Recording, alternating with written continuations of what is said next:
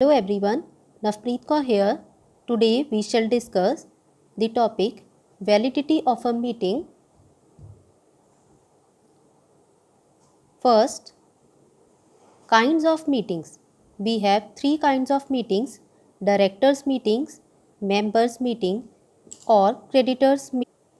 Directors meeting आगे दो parts में डिवाइड होगी, board of directors meeting and meeting of the directors committee. Next है मेंबर्स मीटिंग या जिसे हम शेयर होल्डर्स मीटिंग कह सकते हैं।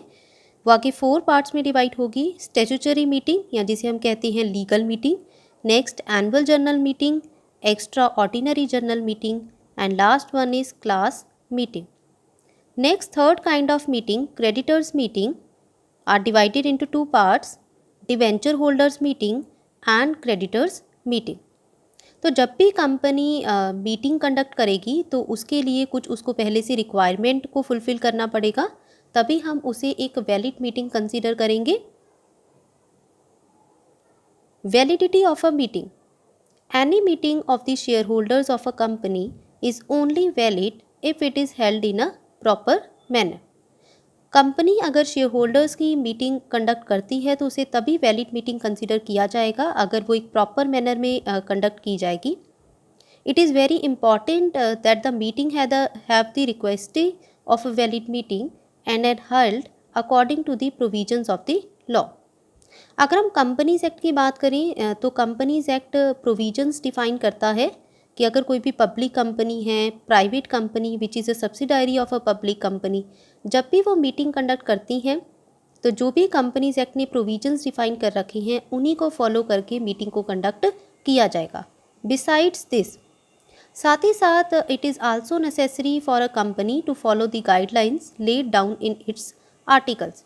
जो कंपनी के आर्टिकल्स ऑफ एसोसिएशन में मेंशन है, कंपनी को वो गाइडलाइंस को भी फॉलो करना पड़ेगा। जब कंपनी मीटिंग कंडक्ट करती है तभी हम उस मीटिंग को एक वैलिड मीटिंग कंसीडर करेंगे। नेक्स्ट जो हमारा आज का टॉपिक है main requisite of a valid meeting. First, proper convening authority, second, proper notice, third, quorum, fourth, chairman and fifth, minutes. अगर एक मीटिंग में ये 5 पॉइंट्स होंगे तभी उस मीटिंग को हम एक वैलिड मीटिंग कंसीडर करेंगे। अब एक एक करके हम इसको डिस्कस करते हैं। फर्स्ट है प्रॉपर कन्वीनिंग अथॉरिटी। फर्स्ट अगर हम असेंशियल एलिमेंट देखें वैलिड मीटिंग का क्या है कि it must be called by N appropriate authority. एक मीटिंग को तभी वैलिड मीटिंग कंसीडर किया जाएगा अगर उसे एक एप्रोप्रिएट अथॉरिटी कॉल करेगी। अब एप्रोप्रिएट अथॉरिटी क्या है? Appropriate authority means board of directors, members and company law board. Company law board हमारे नेशनल कंपनी लॉ ट्रिब्यूनल आ जाएगा इसमें। फर्स्ट रिक्विजिट अगर हम देखें वैलिड मीटिंग की, अभी हमने किया क्या है, it should be called by N authorised officer of the company. Suppose company के बोर्ड ऑफ डायरेक्टर्स कंपनी के जनरल मीटिंग को कॉल नहीं करते हैं तो उस केस में नेशनल कंपनी लॉ ट्रिब्यूनल के पास पावर आ जाएगी और वो डायरेक्ट कर सकता है कंपनी को कि वो अपनी जनरल मीटिंग को होल्ड करे। वो खुद भी डायरेक्शन दे सकते हैं नेशनल कंपनी लॉ ट्रिब्यूनल, या अगर किसी मेंबर की उनको एप्लीकेशन आ जाए तो उस रिक्वेस्ट पे भी ये कंपनी को डायरेक्शन दे सकती हैं और कंपनी की मीटिंग को कॉल किया जा सकता है। नेक्स्ट है a single director has no power to convene a meeting. एक सिंगल डायरेक्टर के पास पावर नहीं है कि वो मीटिंग को कॉल कर ले। सेम कंपनी के सेक्रेटरी की अगर हम बात करें तो उसके पास भी अथॉरिटी नहीं है जब तक कि उसे बोर्ड ऑथराइज ना करे। इन केस अगर बोर्ड ऑथराइज कर देता है तो कंपनी सेक्रेटरी के पास पावर आ जाएगी और वो मीटिंग को ऑर्गेनाइज या कॉल कर सकता है। तो फर्स्ट पॉइंट हमारा क्या है, प्रॉपर कन्वीनिंग अथॉरिटी होनी चाहिए। कंपनी को कॉल कौन कर सकता है? Authorised officer. ऑथराइज्ड ऑफिसर में हमारे बोर्ड ऑफ डायरेक्टर्स आ सकते हैं, मेंबर्स आ सकते हैं और national company law tribunal company की मीटिंग को कॉल कर सकते हैं। सेकेंड पॉइंट है प्रॉपर नोटिस। नेक्स्ट जो रिक्वायरमेंट है एक वैलिड मीटिंग के लिए वो क्या है कि प्रॉपर नोटिस सेंड किया जाना चाहिए। किनको सेंड किया जाएगा? मेंबर्स को जिनको की मीटिंग में कॉल किया जाना है। तो इसके अंदर डिफरेंट पॉइंट्स हैं। फर्स्ट है ड्यूरेशन ऑफ द नोटिस, कितने टाइम पहले नोटिस सर्व किया जाएगा। अगर हम देखें तो 21 डेज़, एटलीस्ट 21 डेज़ पहले नोटिस सेंड किया जाएगा। रिटर्न में नोटिस होगा, चाहे कंपनी एनुअल जनरल मीटिंग को कॉल करती है या एक्स्ट्रा ऑर्डिनरी जनरल मीटिंग को कॉल करती है, तो दोनों ही केस में कंपनी नोटिस सर्व करेगी। ये जो 21 डेज़ का नोटिस पीरियड होगा, जिस दिन मेंबर नोटिस रिसीव करेगा उस डे को भी इसमें काउंट किया जाएगा, और जिस दिन मीटिंग हेल्ड होगी उस डे को भी हम इसमें काउंट करेंगे। तो 21 डेज़ में जिस दिन मीटिंग कंडक्ट की जानी है वो डे भी काउंट होगा, जिस दिन मेंबर को नोटिस रिसीव होता है वो डे भी काउंट करके 21 डेज़ काउंट किए जाएंगे। सेकेंड पॉइंट है प्रोसीजर टू सेंड नोटिस। किस तरह से जो नोटिस है वो डिलीवर किया जाएगा। डिलीवर नोटिस पर्सनली भी किया जा सकता है या इलेक्ट्रॉनिक मीन्स की हेल्प से भी किया जा सकता है। जिस भी मेंबर को मीटिंग में कॉल करना है उसके रजिस्टर्ड एड्रेस पे जो कंपनी है वो नोटिस सेंड करेगी। अगर उसका कोई रजिस्टर्ड एड्रेस नहीं है इंडिया में, तो जो भी मेंबर ने अपना एड्रेस दे रखा है कंपनी को कम्युनिकेशन के लिए, उसी एड्रेस पे नोटिस को सेंड कर दिया जाएगा। इन केस अगर कोई मेंबर कंपनी से रिक्वेस्ट करता है कि उसको नोटिस रजिस्टर्ड पोस्ट से सेंड किया जाए और जितनी भी नेसेसरी अमाउंट है वो कंपनी को डिपॉजिट कर देगा, तो उस केस में कंपनी को नोटिस मेंबर की इंस्ट्रक्शंस के अकॉर्डिंग ही सेंड करना पड़ेगा। इन केस अगर कंपनी के पास जो उसके मेंबर हैं उसका रजिस्टर्ड एड्रेस नहीं है, ना ही कोई कम्युनिकेशन के लिए एड्रेस है, तो उस केस में कंपनी जो नोटिस है वो एडवर्टीज़मेंट के थ्रू दे सकती है। न्यूज़पेपर में एडवर्टीज़मेंट दी जाएगी। नोटिस जो है वो कौन से न्यूज़पेपर में एडवर्टीज़मेंट के लिए दिया जाएगा, जो कि लोकल न्यूज़पेपर होगा जहाँ पे कंपनी का हेड ऑफिस सिचुएटेड होगा। और जब एक बार नोटिस न्यूज़पेपर में दे दिया जाएगा, ऐड दे दी जाएगी, तो मान लिया जाएगा कि हर मेंबर को ये नोटिस डिलीवर कर दिया गया है। इन केस कंपनी के जॉइंट होल्डर्स हैं, मतलब काफ़ी पर्सन हैं जिन्होंने कंपनी के शेयर्स को होल्ड करके रख रखा है, जॉइंट होल्डर का केस है, तो नोटिस अगर जॉइंट होल्डर में से एक पर्सन को भी डिलीवर कर दिया जाएगा तो माना जाएगा कि जितने भी उसके होल्डर्स हैं सबको वो नोटिस डिलीवर कर दिया गया है। नेक्स्ट है सब्जेक्ट मैटर ऑफ नोटिस। जब कंपनी नोटिस सेंड करेगी तो उसका सब्जेक्ट मैटर क्या रहेगा, उसमें क्या क्या इन्फॉर्मेशन मेंशन की जाएगी। First, date of the meeting कि किस दिन मीटिंग कंडक्ट की जानी है। उसके बाद डे, क्या डे है। प्लेस आएगा, रजिस्टर्ड ऑफिस है, कंपनी का हेड ऑफिस है या कोई और प्लेस है। Next, time of the meeting कि किस टाइम पे मीटिंग कंडक्ट की जाएगी। तो 4 पॉइंट्स हैं, date, day, place and time of the meeting. साथ ही साथ एजेंडा मेंशन किया जाएगा कि किस टॉपिक के ऊपर मीटिंग में डिस्कशन की जाएगी, ताकि जो मेंबर्स हैं वो पहले से वेल प्रिपेयर्ड होके आएंगे कि कौन से मैटर के ऊपर उनको डिस्कशन करनी है। नेक्स्ट है on whom to serve notice. Company किस किस को नोटिस सर्व करेगी। First, every member of the company जिसको भी मीटिंग में कॉल किया जाना है। नेक्स्ट, अगर किसी पर्सन की डेथ हो जाती है तो उसके लीगल रिप्रेजेंटेटिव को। नेक्स्ट, अगर इंसॉल्वेंट मेंबर है तो ऑफिशियल लिक्विडेटर को। और लास्ट में कंपनी के जो भी ऑडिटर्स हैं उनको भी ये नोटिस सेंड किया जाएगा। लास्ट पॉइंट है notice of the meeting of the directors. In case board of directors की मीटिंग को कॉल करना है तो उस केस में हर डायरेक्टर को ये नोटिस सर्व किया जाएगा, चाहे डायरेक्टर्स इंडिया का रेजिडेंट है या आउटसाइड इंडिया अगर वो है। अगेन इस नोटिस में डेट, टाइम, प्लेस, किस टाइम पे मीटिंग होनी है, ये सारे जो है मेंशन किए जाएंगे। एजेंडा क्या है, तो डायरेक्टर की मीटिंग में भी जब नोटिस सर्व किया जाएगा तो ये सारी की सारी इन्फॉर्मेशन मेंशन की जाएगी। तो तभी अगर नोटिस सर्व किया जाएगा 21 डेज़ पहले, तभी हम उसे एक वैलिड मीटिंग कंसीडर करेंगे। थर्ड पॉइंट है हमारा quorum of general meeting. Quorum section 103 में डिफाइन किया गया है।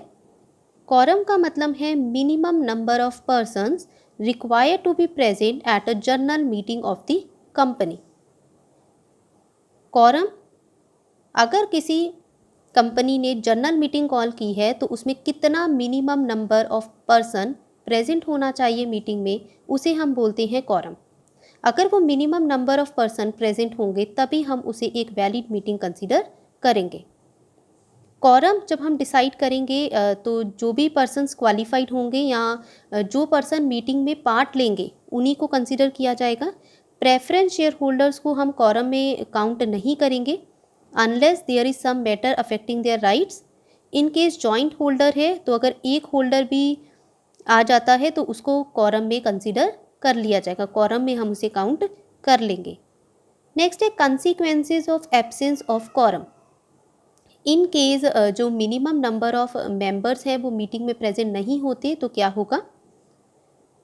अगर कॉरम हाफ एन आवर तक वेट की जाएगी, अगर हाफ एन आवर वो प्रेजेंट नहीं होते हैं तो मीटिंग को एडजर्न कर दिया जाएगा, पोस्टपोन कर दिया जाएगा नेक्स्ट वीक के लिए।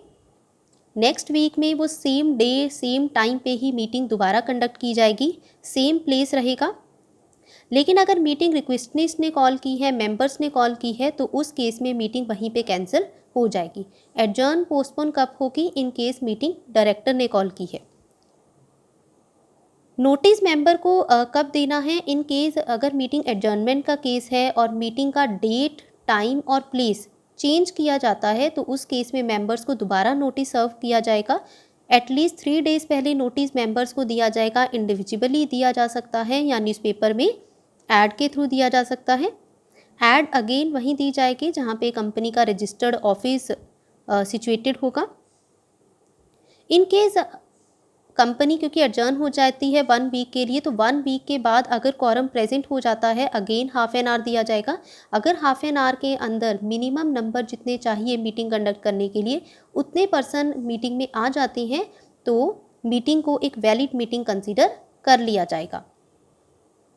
Next, but in case quorum present नहीं होता, जब एडजर्नमेंट का केस हो गया, 1 वीक भी दिया गया, फिर भी minimum number of member present नहीं रहते तो मीटिंग को क्या कंसीडर कर लिया जाएगा, इनवैलिड मीटिंग।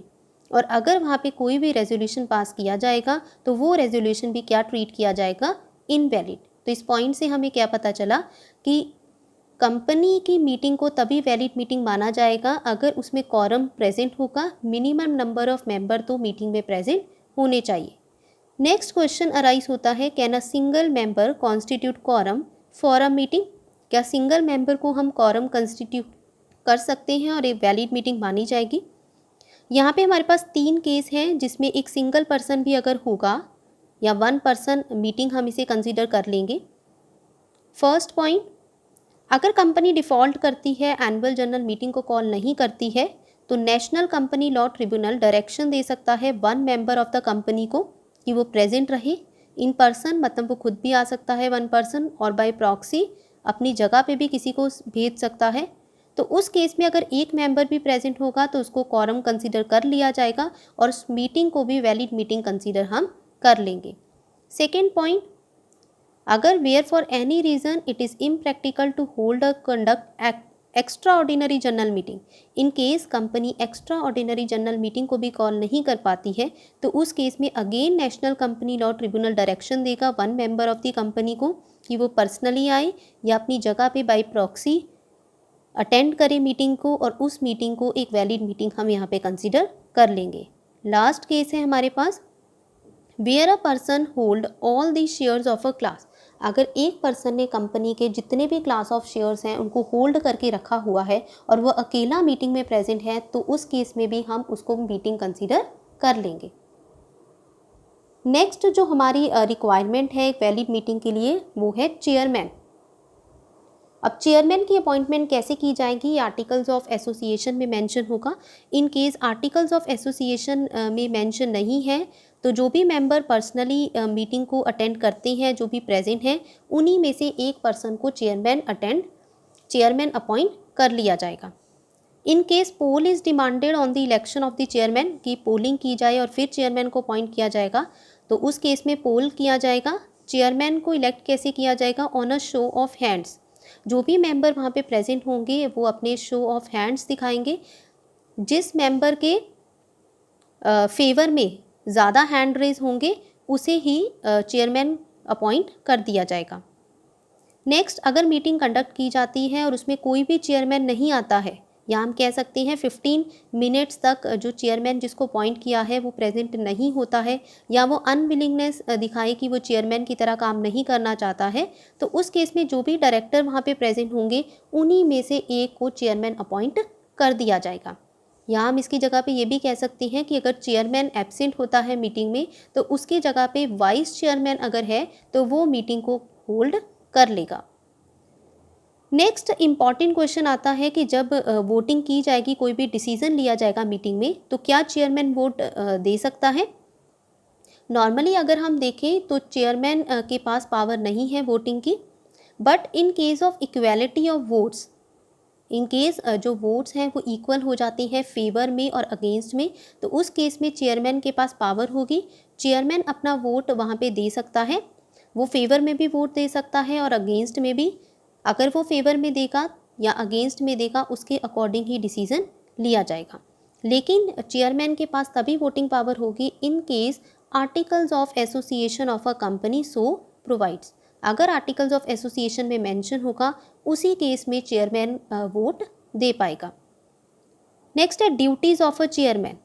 अब चेयरमैन क्योंकि मेन पर्सन है जो कि मीटिंग को प्रोसीड ओवर करेगा, प्रिसाइड ओवर करेगा, तो चेयरमैन की क्या ड्यूटी बनती है? फर्स्ट तो प्रॉपर डिसिप्लिन वो मेंटेन करके रखें मीटिंग में, जो भी प्रोसीडिंग्स हैं वो प्रॉपर मैनर में कंडक्ट की जाएं, प्रॉपर अपॉर्चुनिटी दे हर मेंबर को कि वो अपने व्यूज़ को एक्सप्रेस करे, जो भी वोटिंग वहाँ पे की जाए वो फेयर हो, और जो भी मीटिंग है उसका प्रॉपरली उसको रिकॉर्ड रखा जाए, करेक्ट रिकॉर्ड रखा जाए मिनट बुक में। Next role of the chairperson, first to make sure that meeting is set up and run according to the rules of the organization. Second, to start the meeting punctually. And third, to sign the minutes as a correct record once all the members present at the meeting have agreed. लास्ट जो हमारी requirement है valid meeting की वो है minutes of the meeting. What are meeting minutes? Minutes of meeting describe, specify what was discussed and decided in a meeting. Meeting में क्या discuss किया गया, क्या डिसाइड किया गया, इसका जो रिकॉर्ड है उसे ही हम क्या बोलेंगे? Minutes of the meeting. It is a permanent record of the meeting for future reference and include an overview of the structure of the meeting. Meeting जो है उसे नोट डाउन कैसे किया जाएगा? इन अ कंसाइज वे में, एक समरी फॉर्म में record किया जाएगा। नेक्स्ट, मिनट्स रेलिवेंट प्रोविजंस, जो भी मिनट्स ऑफ द प्रोसीडिंग्स होंगे उसे एंटर किया जाएगा एक बुक में जिसे हम क्या बोलेंगे? Minute book. Second point, minute book को रखा कहाँ पे जाएगा? Minute book shall be kept at the registered office of the company. Company इसे रजिस्टर्ड ऑफिस में भी रख सकती है और सम अदर प्लेस में भी as may be approved by the board. Minute book shall be preserve permanently and kept in the custody of company secretary. Company secretary से अपनी कस्टडी में रख सकता है, या कोई भी डायरेक्टर जिसे भी बोर्ड अथोराइज करे वो अपनी कस्टडी में से रखेगा। इसे कहाँ पे रखा जाएगा? Again shall be kept in the registered office. अगर कंपनी रजिस्टर्ड ऑफिस की जगह पे किसी और प्लेस पे इसको केप्ट करना चाहती है तो उसके लिए स्पेशल रेजोल्यूशन पास किया जाएगा। नेक्स्ट है फॉर्मेट ऑफ मिनट्स, कि जब भी मिनट बुक में मिनट्स को रिकॉर्ड किया जाएगा तो उसका क्या फॉर्मेट रहेगा? सबसे पहले जनरली जो मिनट्स हैं begin with the organisation name, organisation का नेम आएगा, प्लेस आएगा कहाँ पे मीटिंग कंडक्ट की जा रही है, डेट आ जाएगी, list of people present, absent and the time. Next, all the agenda for the set meeting, all official decisions must be included, the reports given and the person involve. Last में the vote tally may also be included. Date, time, place of next meeting, ध्यान दो यहाँ पे important point क्या है कि अगर next meeting कब होनी है उसका डेट, टाइम और प्लेस भी मेंशन किया जाएगा। अगर मीटिंग में किसी पर्सन को कोई काम दिया गया है, मेंबर को कोई काम दिया गया है, तो assignments and the person responsible ये भी बताया जाएगा। एंड द मिनट्स में and with the note of the time that the meeting was adjourn. Last में है फॉर्म्स ऑफ रिकॉर्डिंग मिनट्स। अब जो भी मिनट्स हैं उनको रिकॉर्ड भी किया जाएगा। किस तरह से हम इनको रिकॉर्ड कर सकते हैं? There are 3 forms of recording minutes, first video recording, second audio recording and third hand recording. तो ये थे हमारे 5 पॉइंट्स, यहाँ हम कह सकते हैं रिक्वायरमेंट्स हैं। एक मीटिंग को तभी वैलिड मीटिंग कंसीडर किया जाएगा अगर उसमें ये 5 पॉइंट्स होंगे। First, proper convening authority. Second, proper notice. Third, quorum. Fourth, chairman. And fifth, minutes of the meeting. Thank you for watching.